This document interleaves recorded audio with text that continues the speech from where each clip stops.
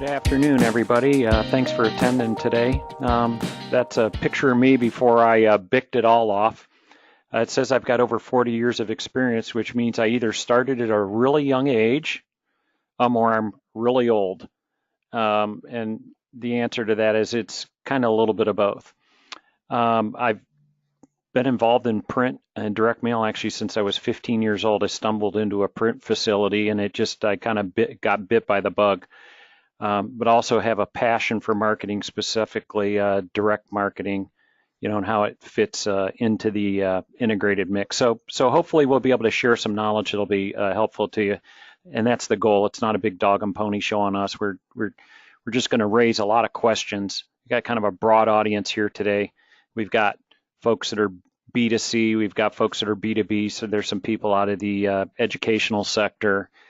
So I'm just going to try to give you some questions to contemplate so you can apply it to your own situation. We've got 7 different strategies up here. Not all of them are relevant to everybody. We'll try to frame how they might be relevant to the various sectors of people that are here. So this doesn't have anything to do with direct mail, but I just, I'm the proud grandpa. On the left is my granddaughter, Sawyer Quinn. She's 18 months old now. And on the right is my little guy, Benjamin Edward, who's 14 months old. Aren't they cute? Okay, so this is a question a lot of folks ask themselves. I want to do effective direct mail, or maybe I'm going to consider doing direct mail. And, where do I start? So we're going to start, with a bunch of big questions. And this really is a huge question if you haven't really contemplated, and that is, what does your current customer look like?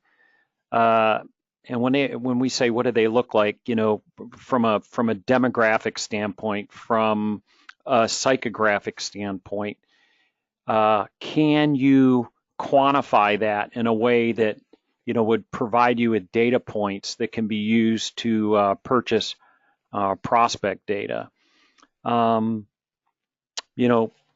I've got this singular here, what does your current customer look like? But in fact, maybe the question is, what do your current customers look like? Because you might have different buckets or segments of customers, so there might be multiple profiles to construct.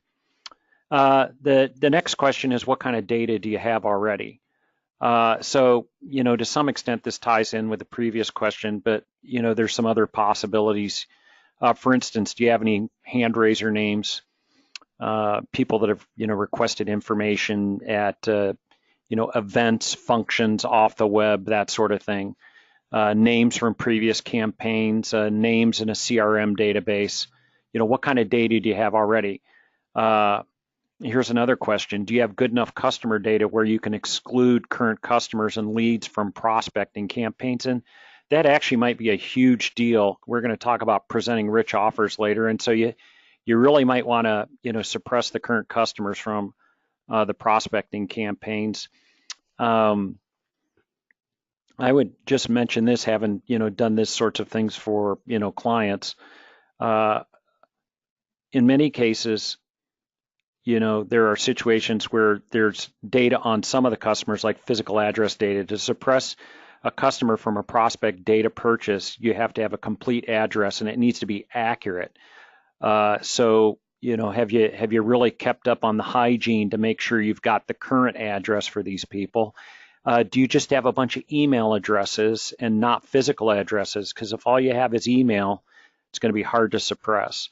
I will say there are data hygiene steps that can be done to improve the quality of all the addresses you've got, and that's probably something you'll want to contemplate doing. Are you B2B or B2C? Because that's really going to drive, which tactics are appropriate. There's some of them that'll work in one world that won't work in the other, and we'll touch on that within each of the specific strategies. Just going to kind of mention this, Kelsey is keeping her eye on the chat box, and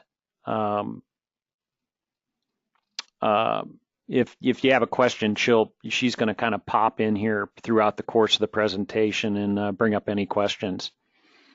Okay, this is a gigantic question. What's the value of a customer? because it's going to impact whether direct mail even makes sense or not. If somebody's got a customer that represents a low volume purchase and there's really no opportunity, for repetitive ongoing purchases, direct mail might not make sense. To really contemplate direct mail, the potential customer has to be worth enough, either from a single transaction standpoint or a lifetime customer value standpoint. Because real world, it could cost you somewhere, depends on the market you're in. It's going to cost somewhere between $25 and maybe $400 to acquire, a customer for like a B2C type transactions. I've seen B2B ones. We'll talk about this later, where it's $20,000, $30,000. So is it a big enough sale to warrant, spending the cash? That's based on the value of the customer. Okay, the next one is the sales cycle, long or short. In retail, you send somebody a coupon or offer, and the expectation is they're going to respond to that offer and they're going to come in and buy. Some of you are in segments where there's like a real short selling season. There's others of you, educational sectors, one like commercial insurance lines, selling, more complicated B2B type services where, they have a very long selling cycle. The more complex the sale, the more touches it's going to take to convert them.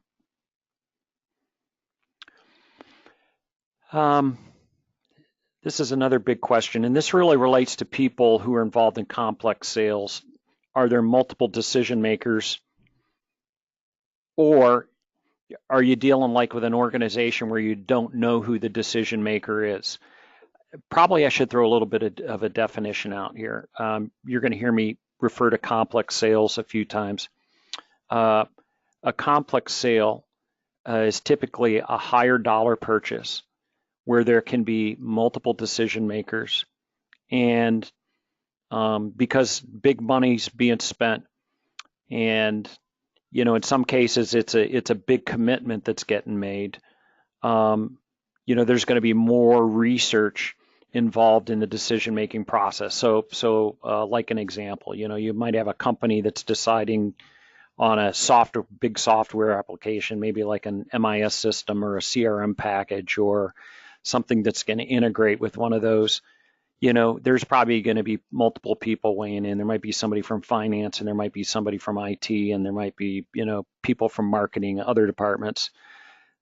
So all those inputs have to be considered and contemplated, and like who's really, riding herd. Another example might be like, let's say somebody's looking at buying a snowmobile or a off-road vehicle that costs, 10, 15, 20,000 bucks. There's multiple decision makers there, like 85% of those things get bought by men, but mama's got to weigh in too. And like, daddy usually has to ask permission to spend that kind of dough. So that's a different type of multiple decision making. And then like the college experience for sure, like, the young man or young woman's going off to college and they're considering other schools. So that kind of makes it longer, but like mom and dad are weighing in, and the guidance counselor might be weighing in. So this is going to impact the strategy that's used. What do you hope will happen? I'll just ask you to imagine this. You would consider this effort a success if, and fill in the blank. The thought there is that you really need to contemplate what's the metric or the metrics that's going to tell me if we succeeded or if we didn't succeed, and we've either got to modify or improve. So give thought to what do you want to have happen. I'm a big believer in business cases. What's the business case? There's simple calculators that can be utilized to help you look at the impact of factors like budget, the outbound cost, response rates, conversion rates, the value of the customer, other items. And they kind of are tailored based on the situation, but we've done quite a few of these things. And if this is an area that you need help with, we can help you put together a calculator that would help you, assess the business case. This is really, I think, the big metric when you're chasing new customers, and that is the customer acquisition cost. For those of you that are in more complex sales, you can just change the lingo a little bit here to calculating the cost per lead generated. Basically, you're taking the cost of the campaign, you're dividing it by the number of new customers or leads if you're in a complex sale process. And so taking campaign cost and dividing by number of new customers is going to give you new customer acquisition cost. So it's a quick formula you can use to determine what the cost is to acquire a customer. This works for any channel. I mean, you're utilizing digital channels, above the line, mass media type stuff, other print mechanisms. Like, run this on everything to see, really what's working or not working. I've made a simple analogy for years with people, and that is, I ask a question: would you buy a stock or a mutual fund or an ETF for your 401k plan or your retirement, portfolio IRA based on the share price that you pay, or based on, like historic rate of return and projected rate of return? And of course, the answer to that is the latter. But I see a lot of people buying marketing based on outbound cost per thousand. They go with like shared mail or email because it's like really cheap. But when you start doing the math, when you take the campaign cost and divide it by number of new customers, the cost per acquisition is really what should make the call. Okay. So one of those questions back a couple, 3 slides was, what is a new customer worth? That's something that you really need to think about. So then you can answer this question: what can you spend to land a new customer? What can you really afford to spend to land a new customer? And there's some other criteria you're going to need to take into account here, like what's your retention rate? So if we spend, I'm just making this up, $50 to land a new customer, and they spend $800 to $1,000 with us over the next 2 or 3 years, that's probably good. I'd spend $50 to make $800. On the other hand, if it's going to result in like a single $40 transaction or a single $100 transaction, I'd probably think real hard about whether I wanted to spend that $50. Now, to kind of scale it up, some of you are selling commercial lines and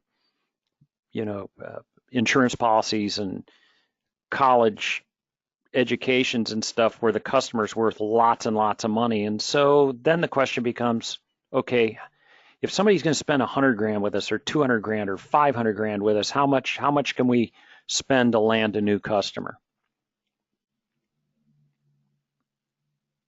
Okay, let's get into talking about some of the specific strategies and the questions to contemplate and who they're a fit for and how. So on a basic level, there's targeted direct mail, and we define targeted direct mail as being addressed mail that's going to, we know who it's going to, versus saturation or every door direct mail. Just to kind of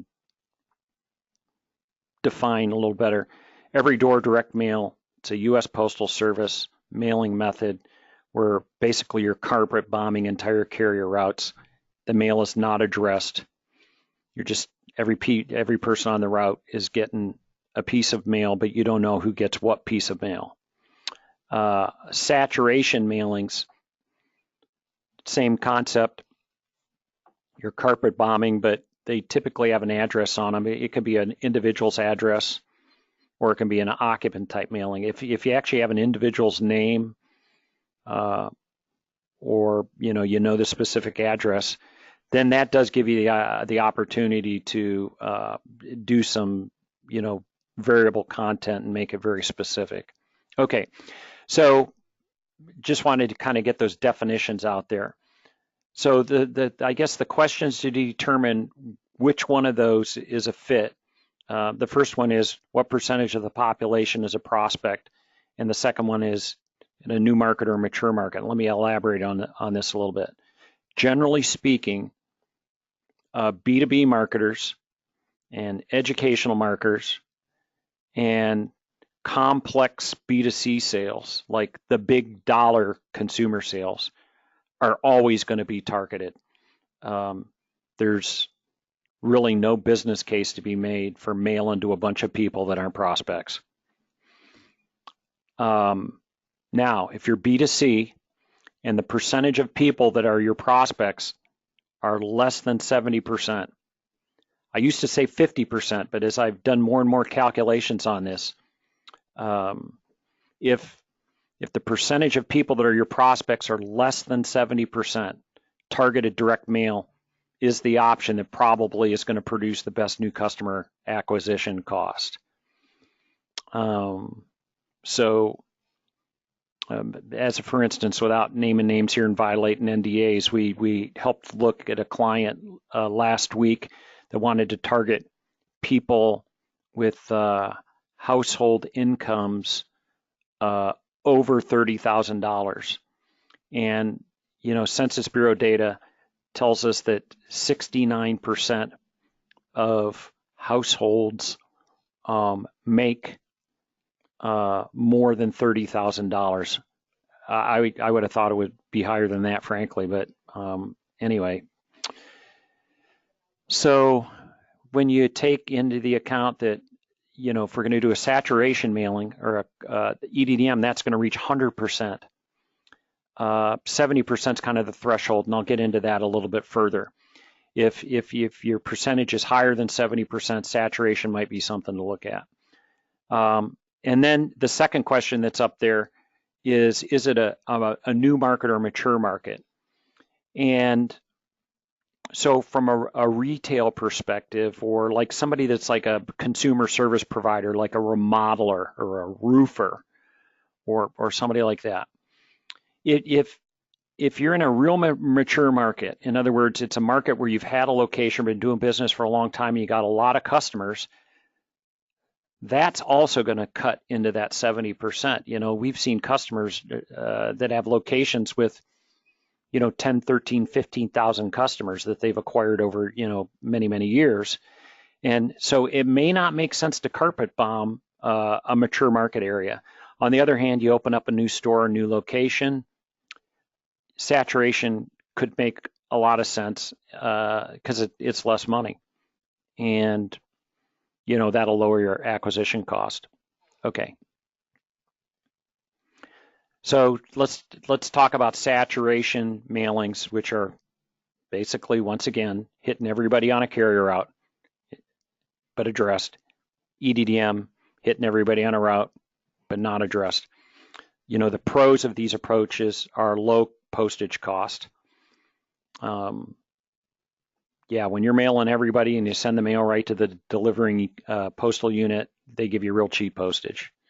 So the overall outbound cost ends up being low. And as stated earlier, it's good for new locations and grand openings. The postage backing up is about 16.2 cents each plus some expediting cost.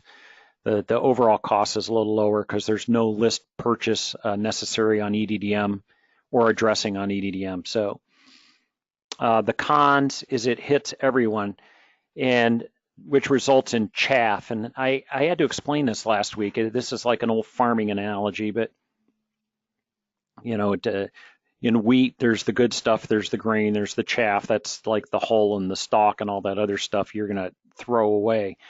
And that's what happens with saturation mailings or EDDM. There ends up being some chaff. It also can present tracking challenges. You know, if you send out unaddressed pieces, you kind of may have trouble, attributing that sale properly. So I want to just throw this out. There is a way to take care of that. If you're in retail and you want to do saturation mailings, just associate like a SKU or a PLU, price lookup code, with the offer, and that way you can tell how the mailing performed, not necessarily to a household level, but you can tell how the mailing performed. Another con of saturation mailings, it's going to hit customers also, which can result in margin loss, and we'll elaborate on that a little bit further. Kevin? Yeah, go ahead. We have a question coming in about EDDM. How often do you suggest running an EDDM campaign in the same area to maximize response rate?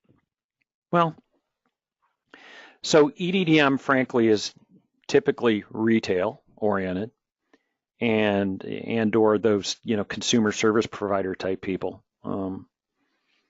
And I would say monthly is probably the strategy I see getting used most often, but it might be monthly up to a point.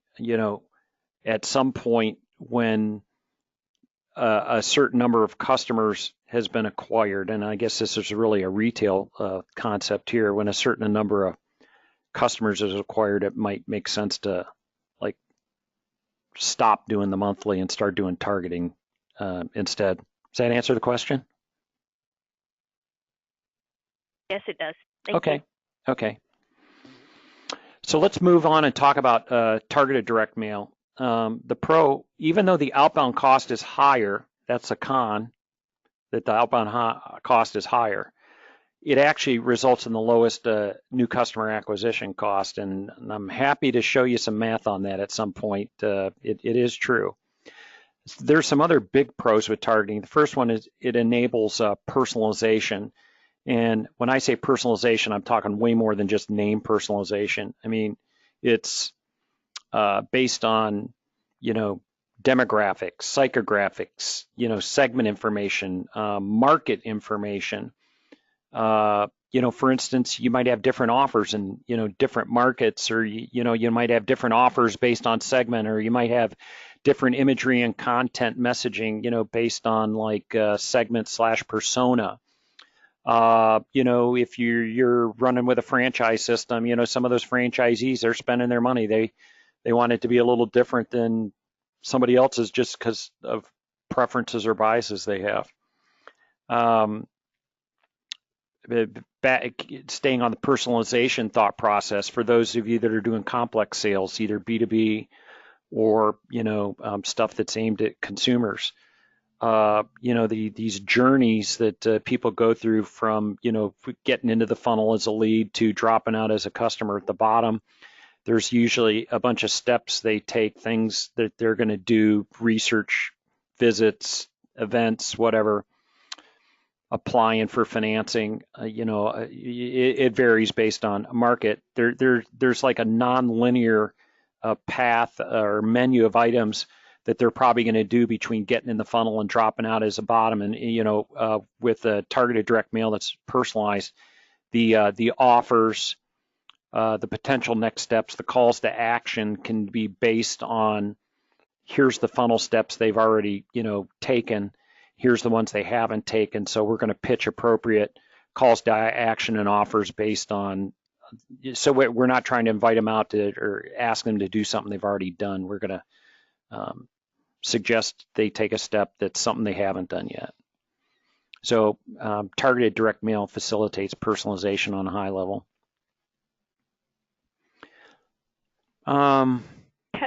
Kevin, sorry to interrupt again. We have another question coming in about targeted direct mail. This one is asking, how can you find new customers to target if you either don't have a list to start with or not a very big list that you're starting with? Okay, that's a good question. So at the outset, one of the basic questions I suggested you ask yourself is, do you know what the customer looks like? And if you do, if you have an ideal customer profile, that's awesome. If you don't, there's stuff we can do to help you get to that point. Basically, if you can give us a database with at least a couple thousand names, more would be better. We can have like what's called a lookalike list prepared, or even a modeling exercise, depending on what's appropriate, that'll come back and give us some data points or like a predictive model. You know, and that information can get used to, you know, make data purchases. You know, there's data sources available by industry. Like one of the things that's becoming more and more prevalent is like targeting competitors' customers. You know, this is maybe kind of a retail concept, but like with the proliferation of smartphone usage, there's companies out there that are doing geofencing. So basically, they map launch and lat coordinates. You know, they know where people go based on, you know, the location services functions in the person's smartphone. So let's just pretend here. Let's pretend that you're in the furniture business and you want to target a national competitor. They keep this info on like national competitors. You know, hypothetically could target people that have actually been into a competitor's store. You can buy names of people that you know shopped at competitors' stores. You know, the premise there being they're probably a prospect if they're shopping at a competitor. So there's a lot of creative ways to get prospect data. And there's methods that are way more sophisticated than just jumping online to Info USA or AccuData or one of those guys and just, you know, kind of hoping. There's some methods that are a little more scientific than that. Did that cover it, or was there anything else? Nope, that covers it. Okay. The third strategy here we're going to talk about is lumpy mail. So the strictest definition of lumpy mail is it's an envelope mailing with a bulge in it. You know, don't make the mistake we made about 15, 20 years ago. Somebody talked about we provided relief or something, and they threw like some Tums or Rolaids in, and it went through the post office, and the automation equipment like crushed all the Tums, and like when the people started open their envelopes, like powder dumped out in their lap. But it because it's bulging, like people get curious, and so they you know, they're more prone to open a lumpy mailing than just an envelope that looks like bulk mail. This doesn't make sense for everybody. In a broader context, you know, we refer to lumpy mail as stuff that's included in boxes, small boxes, tubes, something that's not just, you know, like an envelope, letter envelope package or a postcard. So lumpy mail definitely costs more. Excuse me. So you're going to have to understand, you know, the business case. That's one of the drive. You brought those questions up on the front end. So it's really probably a good fit for people involved in complex sales, big ticket purchases.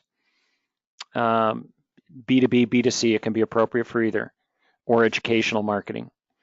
It can be used for awareness, lead gen, lead nurturing, or as part of a sales process, and we'll elaborate on that a little further here. So let's say you're a niche market with a big ticket, you know, potential customer, and you don't have top of mind awareness with your audience. And I think there's a lot, you know, like our company falls into that. We're niche marketers. It isn't cost effective or practical for us to do some big branding campaign on a mass basis using above the line media. So, you know, if you're like us, it makes sense. Maybe it makes sense to lob some lumpy stuff out there to create some engagement or some awareness. I would say if you're into B2B marketing, sending postcards to C-suite folks or like director, you know, VP level people, that is not going to work. If you want your stuff to get past a gatekeeper, you probably need to send it in something that looks important. I mean, we've sent in priority mail envelopes, UPS envelopes, boxes with stuff in them. You know, it's just got to be something that the gatekeeper isn't going to throw in the garbage can. It's part of a long haul process. Most of the time, when you're sending this, you know, kind of stuff, you know, if it's appropriate, the people aren't going to pick up the phone for a rep right out of the, you know, gate, or they're not going to pick up the phone and call you. You know, however, if your stuff stands out and if the messaging and content resonate, and we're really believers in having these things be you oriented, you know, like speaking to them rather than talking about us. If your stuff stands out, you know, you'll get on the radar and you'll establish some familiarity, which is huge in engendering trust. I mean, if people haven't heard from you, they're probably not going to talk to you. You know, you register an impression and maybe down the pike somewhere, the light bulb will go on, hey, I've been getting some stuff from XYZ company. If you're doing direct mail in conjunction with a sales process, you know, we kind of think of lumpy mail like artillery. You shell the beach, then you send in the troops. You know, the troops in this case are the sales folks. They're going to have a better chance of getting through if the prospect's heard of you. Okay, the other thing lumpy mail is really good for is part of a lead nurturing or as part of a CRM, you know, journey. So once again, let's say I'm selling expensive stuff. Maybe I'm an insurance company, I have big commercial policy prospects, or I'm an educational marketer and I've got students that are going to represent $160,000 worth of revenue over a 4-year period. Those are the kind of people that are worth spending a little bit of money on, because every customer is worth a lot of money. So maybe lumpy mail or tactile marketing, that's another term that's kind of synonymous. You know, those things should probably be part of your ongoing touch strategy. So let's just pretend you've got a CRM platform. You might want to contemplate interjecting a touch of something that's going to be a real attention grabber. I mean, we've heard about companies sending iPads, Yeti cooler cups, videos, you know, really elaborate pop-ups, all kinds of stuff. So let's say a journey's created in the CRM app that includes some letters, some notes, some emails that look like they're coming from the rep. Emails get used a ton in the CRM platforms, and phone calls. And, you know, let's just pretend that the person's got a decent lead score and you're 4 or 5 touches in and there has been very little engagement. There are more and more companies that are putting a touch of lumpy mail into their process, like, you know, a few touches in if they're not getting the response and they want to get an appointment. So to cite something we said earlier, how much is a customer worth? You know, how much are you willing to spend to land them? I know a company that spends like $30,000 on every new customer, but, you know, they're worth hundreds of thousands of dollars. I am going to put a plug in for one of our customers, actually a partner company we work with quite a bit at this point, PFL. They help companies who do complex sales build out journeys in 4 different CRM applications: Salesforce, Eloqua, Marketo, and Salesforce Marketing Cloud.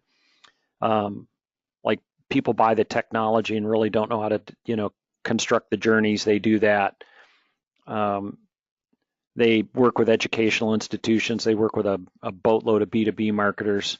I think they work directly with Salesforce also. And they can help people build tactile marketing touches into the journeys.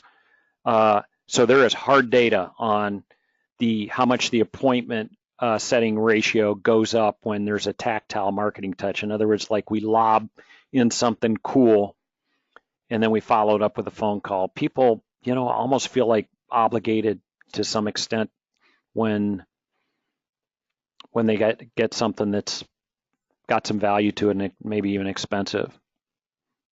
Anybody who's done cold calling before, as people doing cold calling, know getting appointments and getting people to talk to you, that's huge. Okay, Another strategy is reverse append.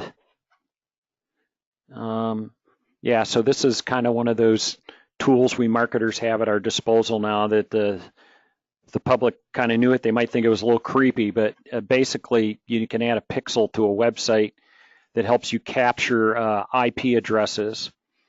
And, you know, the match rates vary from, you know, like 5% to 40%. In other words, like 5 to 40% of the site visits, there can be an IP address that's valid associated with them. The reason the percentages aren't like at 100 is, you know, there's people coming to your site from like the Panera Wi-Fi network or their company Wi-Fi network, or, you know, Starbucks or wherever they are that day. That weeds out a bunch of them. And then there's bots out there, you know, for a variety of purposes. And then, you know, like we got one client that does business in Europe, so they've got a lot of Europeans visiting their site. You can't do this in Europe because of the privacy laws. So we automatically weed out everybody outside North America. You know, I would say generally speaking, you know, it's probably in the 20-25% of North American visitors an IP address can get associated with them. So the IP address and site behaviors captured, you know, what pages did they visit? How long were they there? Did they visit multiple times? Then the IP address is matched up with a physical address. And it can happen in a very automated fashion where like a data file is dropped in an FTP folder like daily or weekly, whatever makes sense. So there's probably some secondary data enrichment processes that need to happen. First of all, like through that IP append process, all you get back is a physical address. So you probably minimally need to tack a first and last name on, maybe some demographic or psychographic characteristics, and that, you know, really so you can determine whether that person fits your ideal customer profile. Like if I'm just going to throw this out here, if I'm, you know, like selling a really expensive car, or, you know, I'm selling like luxury cruises or something like that, there's probably some minimum income or net worth thresholds. Like, so if anybody is below that, I probably don't want to spend money mailing to them. So yeah, filtering can happen based on the ideal customer profile. You know, can also eliminate duplicates. You know, a big point of this process that's kind of cool is you don't pay for the name coming off the site. You pay for the name that you actually mail to, both from a data and a print perspective. You know, so here's kind of the consumer's perception. They go to the website, they visit it. The data capture process is invisible, and they get a mail piece as a follow-up. The graphic says 48 hours. That is possible. It's not the norm. I would say most of the customers that we're talking to about this, you know, they're looking at doing weekly mailings. So we collect data for a week and then, you know, send out a bunch of pieces all at once. But like, hey, if you got a big enough ticket item and enough critical mass from a data standpoint, then, you know, daily is possible. The other thing is some rules can be created that help, you know, drive personalized content, contact form abandonment, shopping cart. Like, you know, if they got something partway into a shopping cart, started partway filling out a data form, whatever. You can see if they visited, you know, what pages they visited. You know, for instance, let's use the cruise line thing. If they were visiting like pages dealing with Caribbean cruises, then you can hit them with, you know, Caribbean cruise offers. Shopping cart abandonment, same concept. You know, send them a deal for whatever they were interested in. You know, the other thing is we'll get rid of the folks that aren't from North America, and, you know, keep your butt out of hot water. Okay. Kelsey, we got any questions at this point, or are we going to keep rolling? We do have a question about reverse append. Okay. How much web traffic do you need to start considering this tactic? Yeah, so I'm going to give kind of a general answer here. Like, unless you're selling something that's like really expensive, you know, I'd say a few hundred, minimally a few hundred a day, a few thousand a week. If, let's just pretend you get 1,000 a day and 25% of those end up being a match. That'd be, you know, 1,000 to 2,000 real direct mail pieces a week. That's probably a good number. If you just have a few or a couple, 3 dozen or 50 or something, some of the minimum charge is going to make it tough. Like I said, unless you're like selling Bentleys or college educations or stuff like that, where the money is big. Did that answer the question? Yes, it does. Okay. The fifth strategy we've got up here is new movers. So, this really is a straight, B2C play, really not much fit for B2B. The trick is to, hit the people before they decide where they're going to go shop all the time. And the trick behind the trick is to find a data source that gets the new, people quickly, so you can reach them before your competitors do and before they've established their shopping patterns. We actually have a pretty good source for new mover data.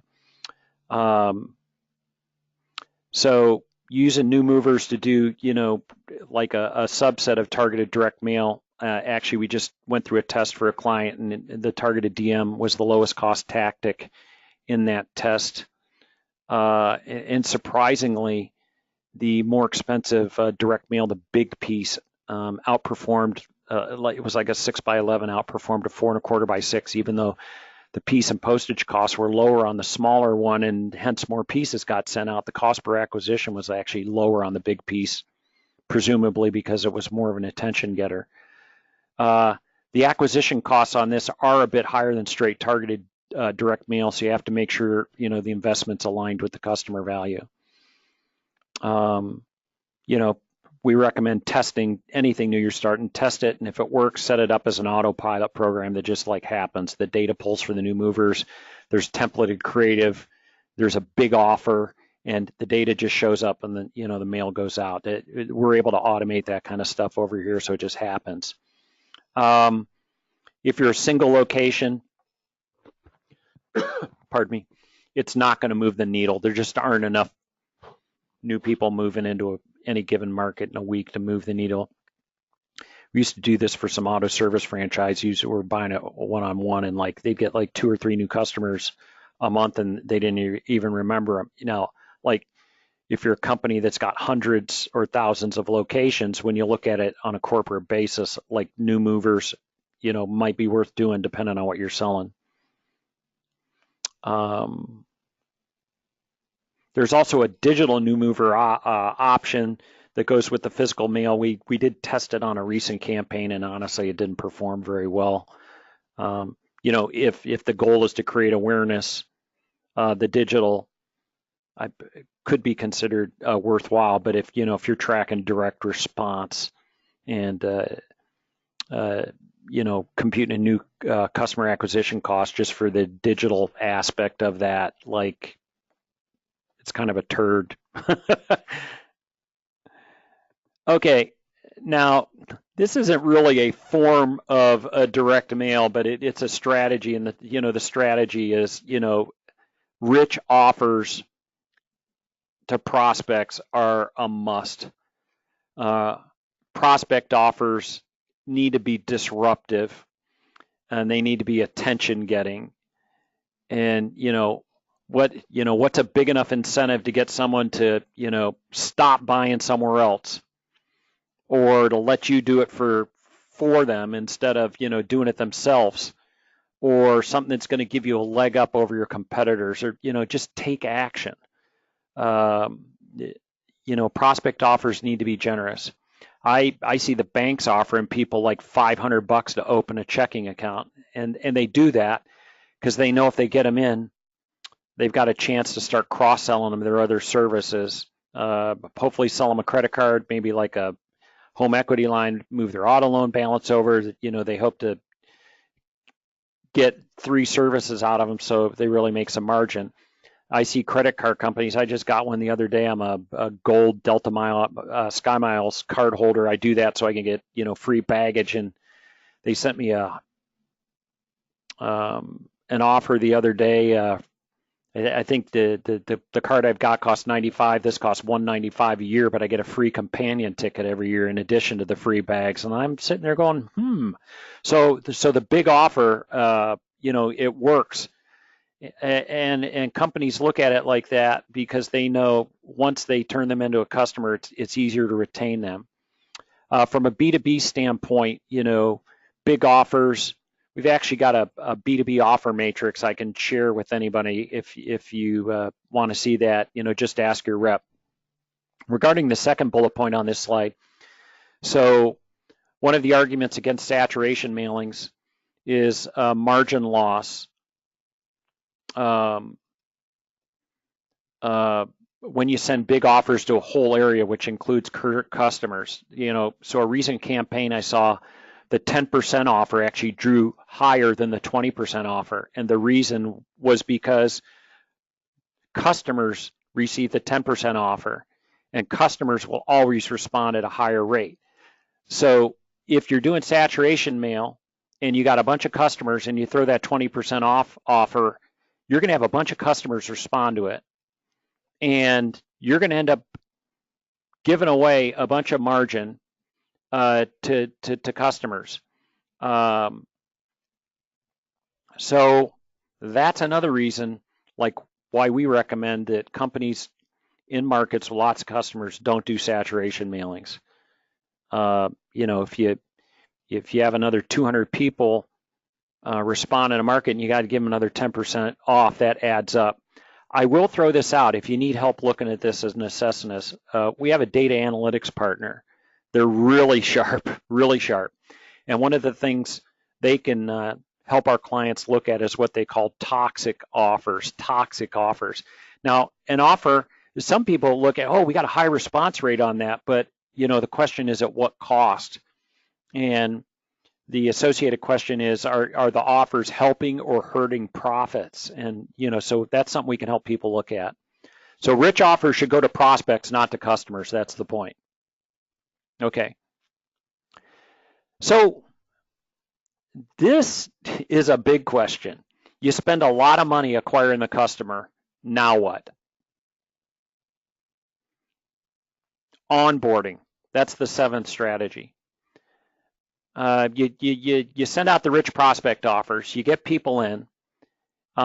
In retail, sometimes the cost to acquire might be more than the initial sale. So, if you're going to do that and not go out of business, you better have a good strategy in place to keep them coming back or to cross-sell them.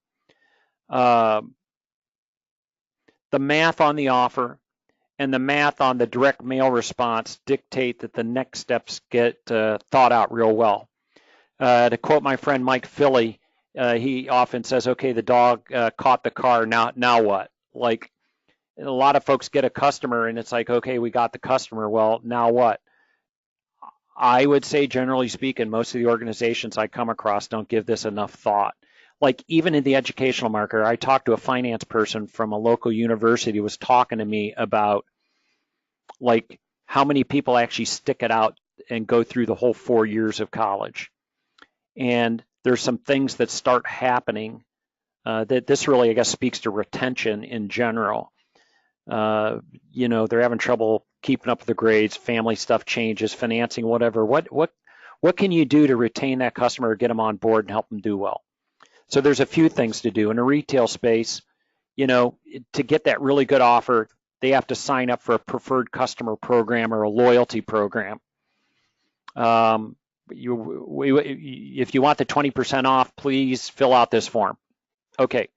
And in that section, when I've seen it work really good, the associates are coached to sign them up, and the store managers are actually measured on the percentage of new customers they get signed up, and they're told to make sure it's north of 60%. The enlightened companies we deal with have a multi-touch strategy, roughly 3 touches in the 4 to 6 weeks after sale to ensure they come back. Like, hey, we're glad you're a customer. If you have any concerns, come see us. Here's a coupon to come back. Here's another coupon to come back. It's, just let's reel them in.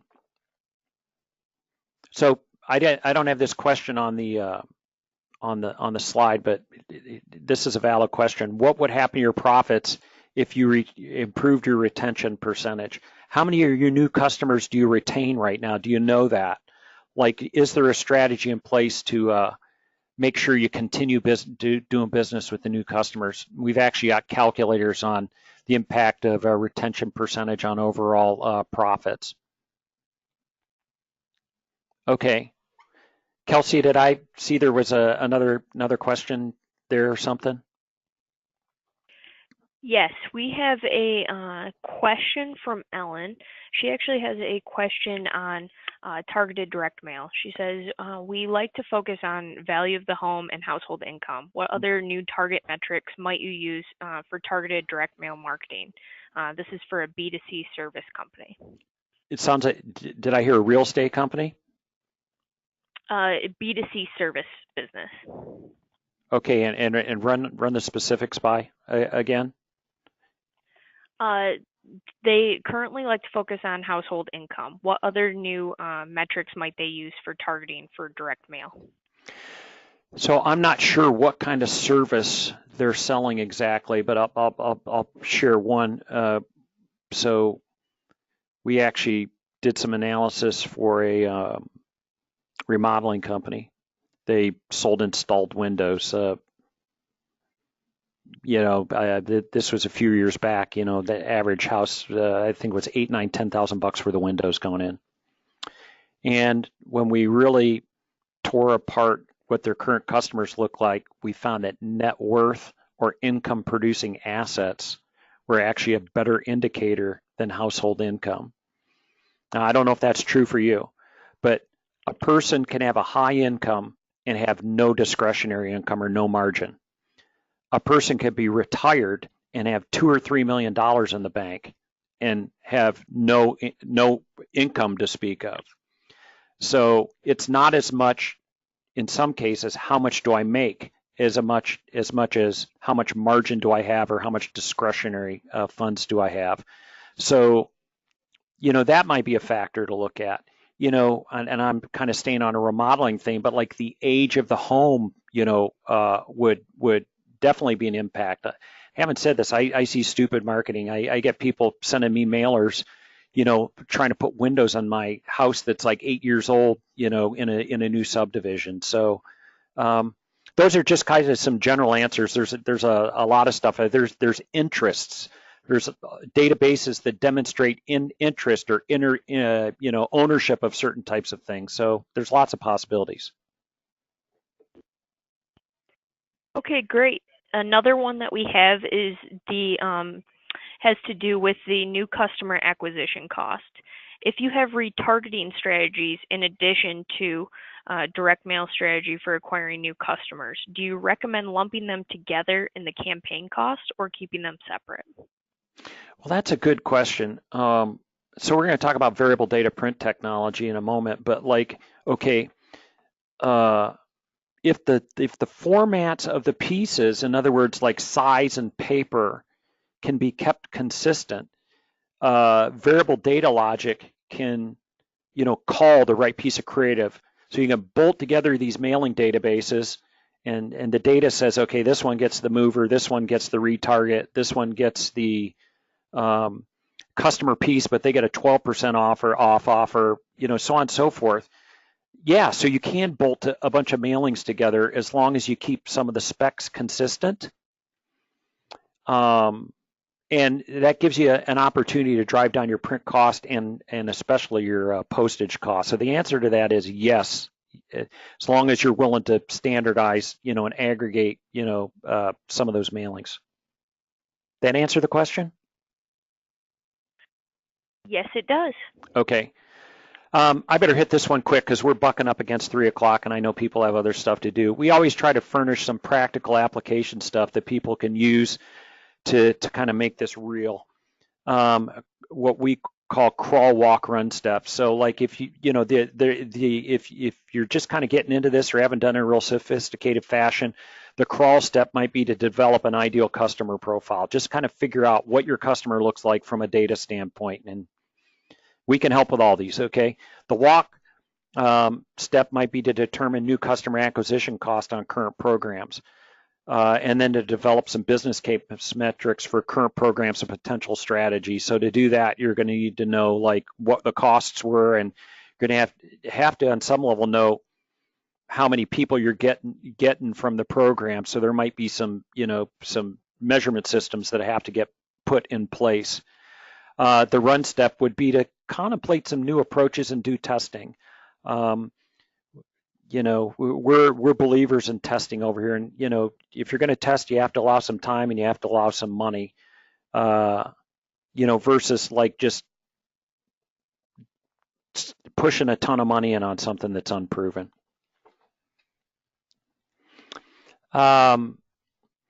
If any of this stuff, resonates, you want to see the calculators, you want some help taking these initial steps.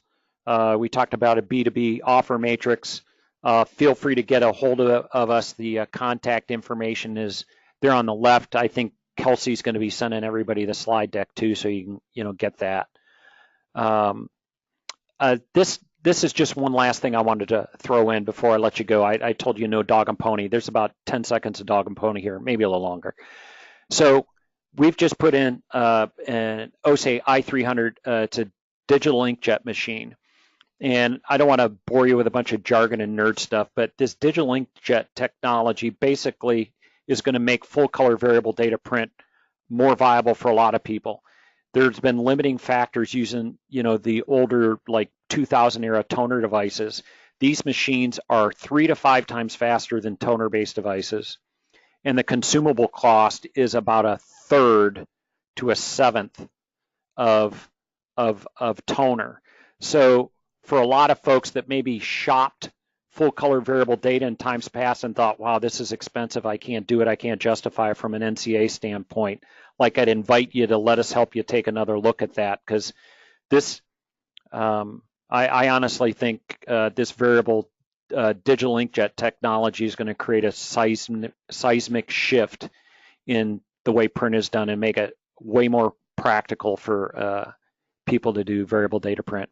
Okay, so now having said that, it's 3 o'clock straight up. We're happy to stick around for a couple more minutes in case anybody wants to throw any more questions in the chat box. But thanks for coming, everybody. Hope you gleaned something from it. If you have more questions, feel free to get a hold of us. Take care. Thanks a lot.